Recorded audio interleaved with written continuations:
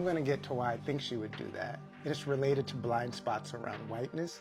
But first, I really need to address these mischaracterizations she made about Project 2025. Madeline doesn't do this explicitly, but she does suggest that Project 2025 is like a bipartisan effort that would see measures implemented no matter who is in the presidency.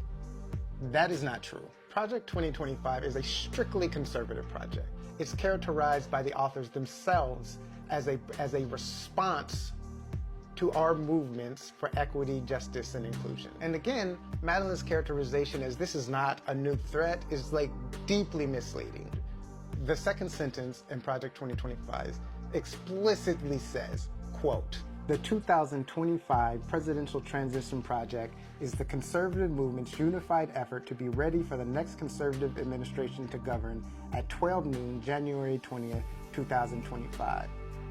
This document was not written for Kamala Harris, and Kamala Harris will not be implementing it. I believe Trump will. Many well-informed activists believe Trump will.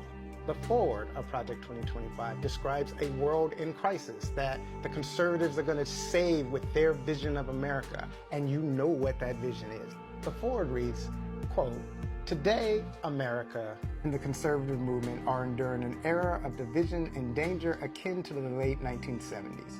Now as then, our political class has been discredited by wholesale dishonesty and corruption." Further down it reads, quote, "Contemporary elites have even repurposed the worst ingredients of 1970s radical chic to build the totalitarian code known as the Great Awakening." Now this is rhetoric. And I don't want to get into all the ways this is propaganda, because the important thing is that they're describing the civil rights movement and the anti-war protests in Vietnam in the 60s and 70s.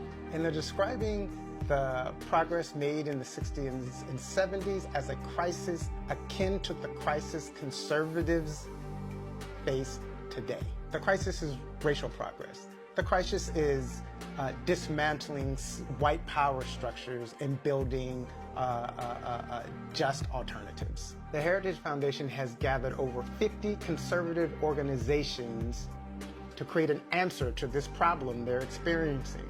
And I fell down a rabbit hole earlier this year. I pulled out a spreadsheet and I just kind of listed all the organizations, tallied up what their annual gross income is, and all of them put together tops the trillion. Tops a trillion. That's how much money is going into this project. Well, it's not how much money is going into this project, but that's the kind of power that's going into this project. This is a real threat. I am scared. And I do want you to share my fear. Not because I'm fear-mongering, but because this is a real present threat that we can easily stop right now.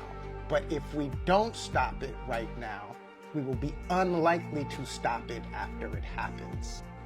I do not want to have to flee this country just to survive and leave my family and my communities behind.